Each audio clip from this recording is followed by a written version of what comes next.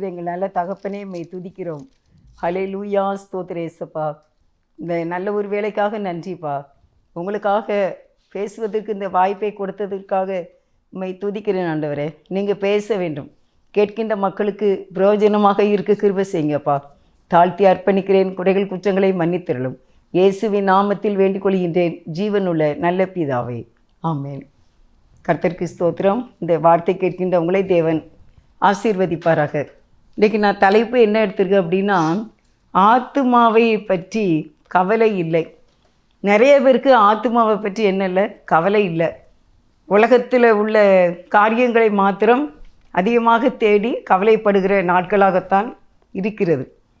ஆத்துமாவுக்கு என்ன கொடுக்க வேண்டும், எப்படி சரீரத்துக்கு தேவையான உணவு, உடை, அது நம்ம தலைக்கு எண்ணெய் கொடுக்கணும், குளிக்கணும், அதை நம்ம பாதுகாக்கிறோம்.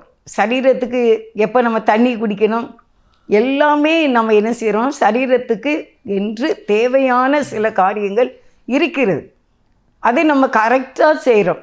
குறிப்பிட்ட நேரம் சாப்பிட்றோம், குறிப்பிட்ட நேரம் தூங்குகிறோம், குறிப்பிட்ட நேரம் விளையாட போகிறாங்க, எக்ஸசைஸ் போகிறாங்க, வாக்கிங் பண்ணுறாங்க, எல்லாம் செய்கிறோம். ஆனால் ஆத்துமாவை பற்றி கவலைப்பட ஆள் இல்லை. ஆத்துமாவுக்கும் சில தேவைகள் இருக்கிறது, சில பண்புகள் ஆத்துமாவுக்கு வேண்டும். எப்படி நம்ம சரீரத்துக்கு தேவையான நன்மைகள் வேண்டும் என்று நினைக்கிறோமோ அப்படியே ஆத்துமாவுக்கு தேவையான நன்மைகள் உண்டு. அப்போ அந்த ஆத்துமாவை சரியான முறையில் அறிந்து கொண்டால் அன்றி முழுவதுமாக நம்முடைய ஆத்துமா திருப்தி அடைய முடியாது. ஆத்துமாவை ஆறுதல் படுத்த ஆண்டவர் ஒருவரால் தான் முடியும். நம்முடைய ஆத்துமாவின் ஆழ்ந்த வாஞ்சைகள், தேவைகள், தாகத்தை தீர்க்க தேவனால் முடியும். அப்போ நம்ம அதை யோசிக்க வேண்டும். சரீரத்துக்குரியவைகளை மட்டும் நிறைய கொடுக்கிறோம், அதற்கு நேரம் செலவழிக்கிறோம், சரீரத்திற்காகவே கவலைப்பட்டு அதற்காகவே அக்கறையை செலுத்துகிறோம். ஆனால் ஆத்துமாவை பற்றி நினைப்பதே இல்லை, கவலைப்படுவதே இல்லை என்று பார்க்கிறோம். சரீரத்தை போலவே ஆத்துமாவுக்கு நாம் அக்கறை செலுத்த வேண்டும். சரீரத்தில் ஒரு வியாதி, ஒரு சின்ன புண்ணு வந்தால் கூட அதுக்கு எவ்வளவோ நம்ம டைம் எடுத்து அந்த புண்ணுக்கு மருந்து போட்டு அதை தொடச்சி காப்பாற்ற வேண்டும் என்று நினைக்கின்றோம். ஒரு சிறிய வியாதி வந்தாலும் உடனே ஆஸ்பத்திரிக்கு போனோம், நம்ம சரீரத்தை பார்க்க வேண்டும் நினைக்கின்றோம். அதே போல் ஆத்துமா வாடும்போது அது மெலிந்து போகிறது, அது தேவன் வாழக்கூடிய இடம் என்று அதை பற்றி கவலை இல்லாத ஒரு வாழ்க்கை வாழ்ந்து கொண்டு இருக்கின்றார்கள் இந்த காலத்தில் மக்கள். அது எப்படி கிடைக்கும் அப்படின்னு நான் சொல்கிறேன். 42வது சங்கீதம் 1வது வசனம். மானானது நீரோடை வாஞ்சித்து கதறுவது போல, மானானது நீரோடைகளை வாஞ்சித்து கதறுவது போல, தேவனே தேவனே என் ஆத்மா உம்மை வாஞ்சித்து கதறுகிறது. உம்மை வாஞ்சித்து கதறுகிறது. 2வது வசனம். என் ஆத்துமா தேவன் மேல் ஜீவனுள்ள தேவன் மேலேயே தாகமாய் இருக்கிறது. நான் எப்பொழுது தேவனுடைய சன்னதியில் வந்து நிற்பேன். வேதம் சொல்லுகிறது. இது யாருடைய சங்கீதம்? தாவீதுடைய சங்கீதம் தான். அவர் சொல்றாரு, மான்கள் நீரோடை வாஞ்சித்து கதறுவது போல. எப்படி மான் வந்து தண்ணி குடிக்க வரும், கானல் நீராகவே தெரியும். அது வனாந்தரத்தில் தேடி வந்துக்கிட்டே இருக்கும்போது தண்ணி இருக்கிற மாதிரி தெரியும். அந்த கானல் நீர்மாங்க நம்ம படிக்கும்போது கேட்டிருப்பீங்க. ஆனால் பக்கத்தில் வர வர என்ன இருக்காது, தண்ணியே இருக்காது. தண்ணி இருக்கிற மாதிரி தெரியும். அப்படி அது மாயையான ஒரு இது. ஆனால் அது என்ன நினைக்குமா, கதறுமா, தண்ணி பக்கத்தில் வந்துட்டு எனக்கு தாகமாக இருக்குது, இதோ தண்ணி வந்துட்டு, நான் வேகமாக போவேன், இன்னும் வேகமாக போவேன் அப்படின்னு சொல்லிட்டு அந்த மானானது நீரோட அப்படின்னு நினச்சிட்டு அது வாஞ்சித்து கதறிக்கொண்டு போகுமா. அதே போல், ஏன்னா அதுக்கு தண்ணி தேவை. அதே போல் நம்முடைய ஆத்துமா தேவனை நோக்கி வாஞ்சித்து கதற வேண்டும். தாவீது சொல்கிறார், என் ஆத்துமா நீரோடை நோக்கி வாஞ்சித்து கதறுகிறது அப்படின்னு பார்த்தோம். 2வது வசனத்தில் என் ஆத்துமா தேவன் மேலேயே, இந்த உலக பிரகாரமான எந்த காரியத்திலையும் இல்லை, வேறு எதுலேயுமே எனக்கு நாட்டம் இல்லை, நான் தேவன் மேலேயே என் ஆத்துமா தாகமாக இருக்கிறது. எனக்கு எப்படி அந்த மான்களுக்கு தண்ணியை குடிச்சிடணும் அப்படின்ட்டு ஒரு தாகம் இருக்கோ, அதே போல் எனக்கு என் தேவனுடைய சமூகத்தில் என் தேவனை என் ஆத்துமாவிலே நான் பார்க்க வேண்டும், நான் தேவனை பார்க்க வேண்டும், நான் தேவனோடு உறவாட வேண்டும். அவரை என் இருதயத்திலே நான் பார்க்க வேண்டும், அவரோடு நான் பேச வேண்டும், அவருடைய பிரசன்னத்தை நான் காண வேண்டும், அவர் இயேசுவினுடைய மகிமை நான் பார்க்க வேண்டும் அப்படிங்கிற அந்த ஆசையும் அந்த தாகமும் எனக்கு இருக்கிறது அப்படின்னு சொல்லி தாவீது அரசன் ராஜா சொல்லுகின்றார். இன்றைக்கு நம்மளுடைய வாழ்க்கையில் சரீரத்துக்காகவே நாள் முழுவதும் உழைக்கின்றோம், சரீரத்துக்காகவே பிரயாசப்படுகின்றோம், நேரங்களை சரீரத்துக்காகவே செலவழிக்கின்றோம். எல்லாமே எதுக்கு அப்படின்னா நம்முடைய சரீரத்திற்காக தான். ஒரு ஜவுளி கடைக்கு போகிறோம், எவ்வளவோ நேரங்களை செலவழிக்கிறோம். அதே நேரத்தை நம்ம ஆத்துமா தேவனை நோக்கி கதறுவதற்கு நாம் நேரம் செலவழிக்கின்றோமா? ஒரு சோர்ஜாமா வாங்க போகிறோம், பார்த்து எவ்வளவு மணிக்கணக்காக நேரத்தை செயல்படுகின்றோம். ஒரு கல்யாணம் நம்ம எடுக்கிறோம், அதுக்கு எத்தனை நாட்கள் செலவழிக்கின்றோம். ஒரு ஊருக்கு போகணும், அதுக்கு நம்ம லக்கேஜெல்லாம் எப்படி ரெடி பண்ணுறோம். இப்படி போல நம்முடைய ஆத்துமா என்று ஒன்று வாழ்ந்து கொண்டு இருக்கின்றது. அதை தேவன் உருவாக்கினார், அதை திருப்திப்படுத்த அவரால் தான் முடியும். அப்போ நம்ம ஆண்டவரை சார்ந்திருக்க வேண்டும், அவரை நோக்கி துதிக்க வேண்டும், ஆண்டவரை ஆராதிக்க வேண்டும். ஆண்டவரை நம்ம பாடி அவரை மகிமைப்படுத்தும் பொழுது அந்த ஆத்துமா வாழும், அந்த ஆத்துமா வாழும். ஆத்துமா அது வாடி போய்விடக்கூடாது, இந்த ஆத்துமா சோர்ந்து விடக்கூடாது. அதுக்கு தேவனுடைய பிள்ளைகளோடு நாம் ஒரு ஐக்கியம் வைக்க வேண்டும், ஆராதனைக்கு செல்ல வேண்டும், வேதம் படிக்க வேண்டும், சாட்சியாக வாழ வேண்டும். அப்படி அமைதியாக தேவனை நாம் ஆராதித்து பார்க்க வேண்டும், தியானம் செய்ய வேண்டும்.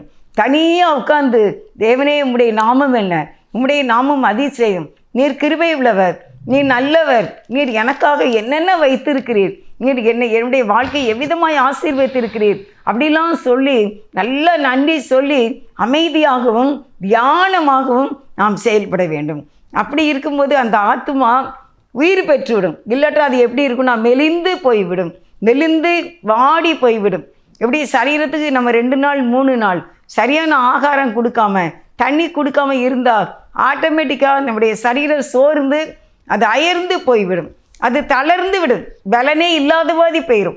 அதே போல் ஆத்மாவுக்கு நம்ம தேவையான வேத வசனங்களையும் செய்திகளையும் தேவனுடைய பிள்ளையோட ஐக்கியமும் உறவாடுதலும் சாட்சியும் இல்லாவிட்டால் நம்முடைய ஆத்துமா வாடி வதங்கிவிடும்.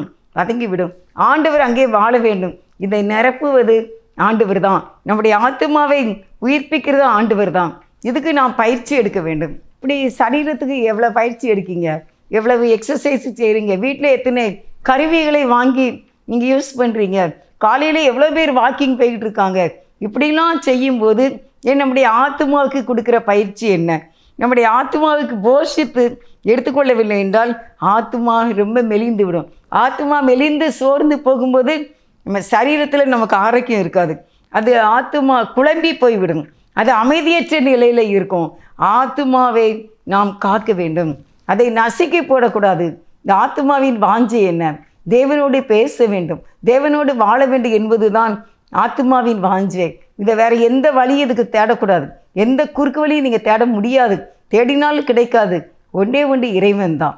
இறைவனோடு நம்ம பேசுவதும் அவரை நம்ம மனதார துதிக்கும் போதும் நம்முடைய ஆத்மா பலன் கொள்ளும். ஆண்டவரிடத்தில் நீங்கள் நல்லா ஜெபிக்கும் போது அந்த ஆத்மா மனநிறைவடைந்து அது புத்தெழுச்சி உண்டாகி நம்மையும் அது ஆசீர்வதிக்கக்கூடிய நிலைமைக்கு அந்த ஆத்மா கொண்டு வரும். அதனால் தேவன் ஆத்மாவை உருவாக்கினார், ஜீவாத்மா அவர் ஊதினார், ஊதி அதை ஜீவாத்மாவாக்கினார். அதனால் அதுக்கு உயிர் இருக்குது, அது மனசாட்சி இருக்குது, அது பாவம் புண்ணியத்துக்கு பயப்படும். அந்த ஆத்மாவை நான் பாதுகாக்க வேண்டும் அப்படின்னு சொல்லி தான் இவர் சொல்கிறார். 2வது வசனத்தில் சங்கீதம் 42:2 என் ஆத்துமா தேவன் மேல் ஜீவனுள்ள தேவன் மேலேயே தாகமாய் இருக்கிறது. நான் எப்பொழுது தேவனுடைய சன்னதியில் வந்து நிற்பேன். ராஜா இருக்கேன், நான் அரசனா இருக்கேன், எனக்கு நிறைய வேலை இருக்குது, ஆனாலும் நான் என்ன நினைக்கிறேன் அப்படின்னா என் ஆத்துமா என் ஜீவனுள்ள தேவன் மேலேயே வாஞ்சையா இருக்குது, அது மேலேயே அது தாகமா இருக்குது அப்படின்னு சொல்லி அவர் சொல்கிறார். நான் எப்போ என் தேவனுடைய சமூகத்தில் வந்து நிற்பேன், எப்போ நான் அவரை பார்ப்பேன், எப்போ நான் என் தேவனோடு பேசுவேன். அதனால் அவர் ஆத்மாவை சொல்கிறார், நீ கலங்காத, நீ திகையாத, நான் கண்டிப்பாக நான் தேவனை சந்திப்பேன் என்று சொல்லுகிறதை நம்ம பார்க்கிறோம். அருமையானவர்களே, இந்த நாட்களிலே சரீரத்துக்கும் நம்முடைய வேலைக்கும் நம்முடைய தொழிலுக்கும் மற்ற எவ்வளவோ காரியங்களுக்கு நேரம் கொடுக்கிற நீங்கள் உடைய ஆத்துமாவை பற்றி கவலைப்பட வேண்டாமா? ஆத்துமா வாழ்கிறது போல எல்லாவற்றிலும் வாழ்ந்து சுகமாய் இரு என்று வேதம் சொல்லுகிறது 3 யோவானில். அப்போ நம்முடைய ஆத்துமா வாழ வேண்டும். ஆத்துமா வாழும்போது எல்லாவற்றிலும் வாழ்ந்து சுகமாய் இருக்கும்படி கர்த்தர் கிருபை செய்வார். ஆத்துமாவை பற்றி நீங்கள் கவலைப்படுங்கள். ஆத்துமாவை எப்படி இருக்கிறது என்று ஆத்துமா அது மகிழ்ச்சியாக இருக்கிறதா, நான் தவறு செய்யாமல் இருக்கின்றேனா என்பதை நாம் கவனிக்கக்கூடியவர்களாக இருக்க வேண்டும். அதே சங்கீதம் 42ல் 11வது வசனம், என் ஆத்துமாவே நீ ஏன் கலங்குகிறாய், ஏன் எனக்குள் தேங்குகிறாய், தேவனை நோக்கி காத்திரு, என் முகத்திற்கு ரட்சிப்பும் என் தேவனுமாய் இருக்கிறவரை நான் இன்னும் துதிப்பேன். இதில் சொல்றாரு, என் ஆத்துமாவே நீ ஏன் கலங்குகிறாய், ஏன் எனக்குள் தேங்குகிறாய், ஏன் நீ எனக்குள்ள கலங்குற? ஆத்துமா அப்படியே கலங்குது, தவிக்குதாம்மா, தவிக்குது. ஏன் நீ தேங்குகிற, நீ ஏன் சோர்ந்து போகிற? நீ தேவனை நோக்கி என்ன செய்யணும்? காத்திரு, என் முகத்திற்கு ரட்சிப்பும் என் தேவனுமாய் இருக்கிறவரை நான் இன்னும் துதிப்பேன் என்று எழுதப்பட்டிருக்கு. அப்போ என்ன செய்யணும்? ஆத்துமா கலங்காமல் இருக்க, ஆத்துமா திகையாமல் இருக்க நாம் ஆண்டவரை இன்னும் துதிக்க வேண்டும். ஆண்டவரை உமக்கு நான் ஸ்தோத்திரம் செலுத்துகிறேன். அவருடைய சமூகத்திலே காத்திருக்க வேண்டும், அமைதியாக இருக்க வேண்டும், தேவனுடைய சமூகத்திலே இருந்து அவருடைய வார்த்தைகளை தியானிக்க வேண்டும். அவர் நமக்கு எவ்வளவு வாக்குத்தத்தங்களை கொடுத்திருக்கிறார், எவ்வளவு வார்த்தைகளை நமக்கு அள்ளி கொடுத்திருக்கிறார். அவர் நம்மோடு கூட இருக்கின்றார். அவர் தன்னுடைய இரத்தத்தை எல்லாம் சிந்தி நமக்காக இந்த பூமியிலே அவர் வந்தார், மரித்தார், அடக்கம் பண்ணப்பட்டார், 3வது நாள் உயிர் தெழுந்தார். இப்பவும் நமக்கு இன்னது தேவை என்று அவருக்கு தெரியும். அவர் நம்முடைய முன்னாலே தான் இருந்து கொண்டே இருக்கின்றார், நம்முடைய வலது பக்கத்தில் இருக்கின்றார், நமக்குள் வாழ்கின்றார், நமக்குள் வசிக்கின்றார். அவர் சொல்றாரு, அவர் தாவீது ராஜா சொல்றாரு, ஆத்துமாவே நீ ஏன் கலங்குகிற, ஏன் தேங்குகிற? நீ என்ன செய்யணும்? தேவனுக்கு நீ காத்திருக்க வேண்டும்.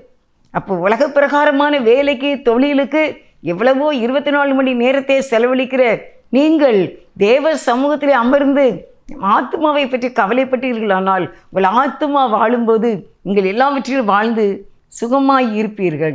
இந்த ஆத்துமாவை நிறைவுபடுத்த தேவனை தவிர ஒருவராலும் முடியாது, எவ்வகையிலும் முடியாது. ஏனெனில் ஆத்துமாவை தேவனை உருவாக்கினார். அவர் இல்லை எனில் அந்த அமைதியற்று தவிக்கும். நம்முடைய ஆவிக்குரிய ஏழ்மை நிலையை ஒப்புக்கொள்வதிலேயே சந்தோஷம் வரும் என்றும், அதனால் தேவன் நம்முடைய ஆத்துமாவிற்குள் வர முடியும் என்று இயேசு கூறினார். நம்மளை தாழ்த்த வேண்டும். தாழ்த்தும் போது இயேசு நம்முடைய இருதயத்துக்குள்ள வந்துடுவாங்க. தெய்வீக தகுதிக்கு ஒப்பாக வாழ தவறிவிடக்கூடாது. இயேசுவை போல வாழ்கிறதுக்கு ஆசைப்பட வேண்டும். நம்முடைய ஆவிக்குரிய வாழ்க்கையை விட்டு விலகி விடக்கூடாது. சந்தோஷத்திற்கும் சமாதானத்திற்கும் நிறைவுக்கும் முதல் படியாக நம்முடைய பாவங்களை நாம் அறிக்கை செய்ய வேண்டும். ஆத்துமா அது நல்லபடியாக வாழணும் அப்படின்னா முதலாவது செய்ய வேண்டியது நல்ல ஒரு பாவ அறிக்கை செய்ய வேண்டும். ஆண்டவருடைய சமூகத்தில் குறைகள் குற்றங்களை இன்னும் மன்னியும், இன்னும் ஏதாகிலும் இருக்கின்றதா என்னை நீர் மன்னிக்க வேண்டும். ஜெபிக்க வேண்டிய நேரங்களிலே ஜெபிக்க வேண்டும். போராடி ஜெபிக்க வேண்டிய நேரங்களிலே அசம்பந்தமாய் அசால்ட்டாக இருக்கக்கூடாது. நம்ம ட்ராவலில் நிறையா நேரங்களை போக்கக்கூடாது. பயணம் அதிக நேரமே பயணம் பண்ணி கொண்டு இருக்கக்கூடாது. வீட்டிலே வேலைகளுக்கு ரொம்ப நேரம் கொடுக்கக்கூடாது. சுத்தம் பண்ணுறேன் அப்படின்ட்டு நம்ம வேலைகளுக்கு அதிக நேரம் கொடுக்கக்கூடாது. தேவ சமூகத்தில் நாம் காத்திருப்பதற்கு நேரம் எடுக்கும்போது நம்முடைய ஆத்துமா வாழும். அந்த ஆத்துமா உணவு பொருள்களினாலும் திராட்சை ரசத்தினாலும் அது நிறைவடையாதாம்மா. இந்த ஆத்துமாவை உணவுகளால் திருப்தி அடைத்த முடியாது. எவ்வளோ தானியங்கள் வைத்தும் திருப்தி அடைய முடியாது ஆத்துமாவை. இன்னொரு வசனம் உங்களுக்காக வாசிக்க சொல்கிறேன். லூக்கா 12வது அதிகாரம் 19வது வசனம். பின்பு ஆத்துமாவே உனக்காக அநேக வருஷங்களுக்கு அநேக பொருட்கள் சேர்த்து வைக்கப்பட்டிருக்கிறது. நீ இளைப்பாரி புசித்து குடித்து என்று என் ஆத்மாவோட சொல்லுவேன் என்று எனக்கு சொல்லிக் கொண்டான். ஒரு மனிதன், அதுக்கு நீங்கள் முந்தின வசனம் பார்த்தீங்கன்னா 15வது வசனத்தில் என்ன போட்டிருக்கு அப்படின்னா, பின்பு அவன் அவர்களை நோக்கி பொருளாசையை குறித்து எச்சரிக்கையாக இருங்கள், ஏனெனில் ஒருவனுக்கு எவ்வளவு திரளான ஆஸ்தி இருந்தாலும் அது அவனுக்கு ஜீவன் அல்ல என்றார். அல்லாமலும் ஒரு உவமையே அவர்களுக்கு சொன்னார். ஐஸ்வர்யம் உள்ள ஒருவனுடைய நிலம் நன்றாக விளைந்தது. அப்பொழுது அவன், நான் என்ன செய்வேன், என் தானியங்களை சேர்த்து வைக்கிறதுக்கு இடமில்லையே, நான் ஒன்று செய்வேன். என் களஞ்சியங்களை இடித்து பெரிதாக கட்டி எனக்கு விளைந்த தானியத்தை என் பொருள்களையும் அங்கே சேர்த்து வைத்து. அப்படி சொல்கிறான். ஒருத்தனுக்கு ஒரு விவசாயிக்கு நன்றாக நிலம் விளைந்தது, நிறைய விளைஞ்சிட்டு. அப்போ அவன் என்ன செய்கிறான், தன்னுடைய இதை சொல்கிறான், நான் என்ன செய்வேன், ஒரு இடத்த வாங்குவேன், அதை நான் பெரிதாக என்ன செய்வேன், கட்டி வச்சு அங்கே என்னுடைய தானியங்களை நான் நிரப்பி வைப்பேன் அப்படின்னு சொல்கிறான். விளைந்த தானியத்தை பொருள்களையும் அங்கேயே சேர்த்து வைக்கிறான். அப்படி தான் நீங்கள் வாசிக்க கேட்ட 19வது வசனம், ஆத்மாவே உனக்கு அநேக வருஷங்களுக்கு அநேக பொருள்களை சேர்த்து வைக்கப்பட்டு இருக்கிறது. ஆனால் ஆத்மாவுக்கு அது தேவையே இல்லை. ஆத்மாவுக்கு உணவு தேவையே இல்லை, ஆத்மாவுக்கு பொருள்கள் தேவையில்லை. அநேக வருஷங்களுக்கு தேவையான பொருட்களோ எதுவுமே ஆத்மாவுக்கு தேவையில்லை. ஆனால் இவன் என்ன சொன்னான் அப்படின்னா, என் ஆத்மாவே உனக்கு அநேக வருஷங்களுக்கு அநேக பொருள்களை சேர்த்து வைத்திருக்கிறேன். அதனால் அப்படின்னு சொல்லிட்டு தன் ஆத்மாவோடே சொன்னான். நீ என்று தனக்குள்ளே சிந்தித்து கொண்டான். அன்றைக்கு இரவு கர்த்தர் கேட்கிறார். அதான் அடுத்த வசனம். தேவன் அவனை நோக்கி 20, தேவனும் அவனை நோக்கி மதிகேடனே உன் ஆத்மா உன்னிடத்திலிருந்து இந்த ராத்திரியிலே எடுத்துக்கொள்ளப்படும். அப்பொழுது நீ சேகரித்து வைத்தவர்கள் யாருடையதாகும் என்றார். அவன் அப்படி சொல்றான், தன்னுடைய ஆத்மாவோடே சொல்றான், அநேக வருஷங்களுக்கு அநேக பொருள்களை நான் சேர்த்து வைத்திருக்கிறேன், அதனால நீ என்ன செய், நீ சந்தோஷமாயிரு அப்படின்னு சொல்றான். ஆனால் ஆத்மாவுக்கு அது தேவையில்லை என்பதை உங்களுக்கு நான் அறிவிக்கிறேன். அன்றைக்கு இரவு தேவன் அவனோடு பேசுகிறார். மதிக்கடனே, அதாவது முட்டாளே, பிளடிஃபுல், நான் உனக்கு ஒன்று சொல்கிறேன் கேளு. என்ன அப்படின்னா, அவனை நோக்கி மதிக்கடனே உன்னுடைய ஆத்மாவை இன்றைக்கு நான் எடுத்துக்கொள்ள போகிறேன். அதாவது இன்றைக்கு நீ என்ன செய்ய போகிற, சாக போகிற. அப்படி நீ சாகும்போது நீ சேர்த்து வைத்த இவ்வளவும் யாருடையதாகும் என்று கேட்டார். அப்போ இவன் என்னதான் செய்கிறான் அப்படின்னா, உலகப்பிரமா அடுத்த வசனம் 21, தேவனிடத்தில் ஐஸ்வர்யவான்களாயிராமல் தனக்காகவே பொக்கிஷங்களை சேர்த்து வைக்கிறவன் இப்படியே இருக்கிறான் என்றான். இப்போ தேவனிடத்தில் ஐஸ்வர்யவானாய் இருக்க வேண்டும். அது எப்படி கிடைக்கும் அப்படின்னா, ஆத்துமா வாழுகிறது தான். பிறருக்கு உதவி செய்கிறது, பிறருக்கு தர்மங்கள் செய்கிறது, ஜெபிக்கிறது, கர்த்தரை துதிக்கிறது, கர்த்தரை ஆராதிக்கிறது, தேவனுடைய வார்த்தைகளை கேட்கிறது. அப்படி இருந்து ஆத்துமாவை ஐஸ்வர்யவானாக்க வேண்டும். நீ உலக பிரகாரமாக ஐஸ்வர்யவானாக இருக்கிறதுனால ஆத்துமாவுக்கு பிரயோஜனம் இல்லை. அதான் ஆண்டவர் அந்த மனுஷனை பார்த்து கேட்குறாரு, மதிக்கடனே இன்றைக்கு ஒன்று நீ செத்து போயிடுவ, அப்போ நீ அநேக வருஷங்களுக்கு அநேக பொருட்களை சம்பாதிச்சு வச்சிருக்கிய, இது யாருடையதாகும்? நீ தான் செத்து போயிருவிய, உனக்கெல்லாம் இது ஒன்றுமே கிடைக்காத, இதெல்லாம் யாருக்கு அப்படின்னு சொல்லி ஆண்டவர் கேட்கின்றார். மதிக்கடனே அப்படிங்கிறார், நீ அறிவுள்ளவன் இல்லை அப்படின்னு சொல்கிறார்.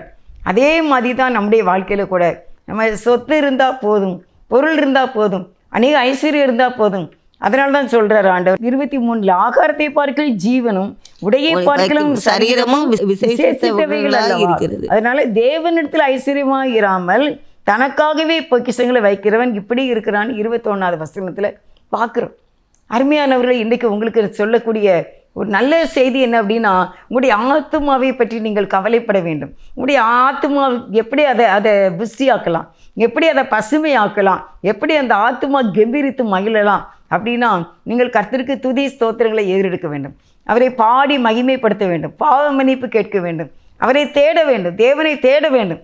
ஏன்னா அவர் உண்டாக்குன ஆத்மா, அது என்ன தேவை நம்ம ஆத்மாவுக்குன்னு அவருக்கு தான் தெரியும். எப்படி இந்த ஆத்மாவை உயிர்ப்பிக்கலாம், எப்படி இந்த ஆத்மாவை எழுப்பி விடலாம், எப்படி இது சோர்ந்து போய் கிடக்கிறது, நசிக்கப்பட்டு கிடக்கிறது, இதை எப்படி தூக்கலாம் அப்படின்ட்டு தேவன் தான் அதை செய்ய முடியும் அப்படின்னு சொல்லி நம்ம அதை பார்க்குறோம். அதனால் அருமையானவர்களே, மனிதன் தன்னோடு உறவு கொண்டு சந்தோஷமாய் வாழ வேண்டும் என்பது தான் தேவனுடைய நோக்கம். ஆத்மாவை பாதுகாக்க நம்ம ஜெபிக்க வேண்டும். ஆத்மா விலையேற பெற்றது. இப்போ ஆடு மாடு இருக்குது, அதுக்கெல்லாம் என்ன கிடையாது அப்படின்னா மனசாட்சி கிடையாது. அது மன்னிப்பு யாரிடத்துல கேட்க வேண்டியது இல்லை. அதே மாதிரி எவ்வளவோ கடலில் மீன்கள் இருக்கின்றது, அந்த எந்த மீனுக்குமே என்ன கிடையாது அப்படின்னா மனசாட்சி கிடையாது.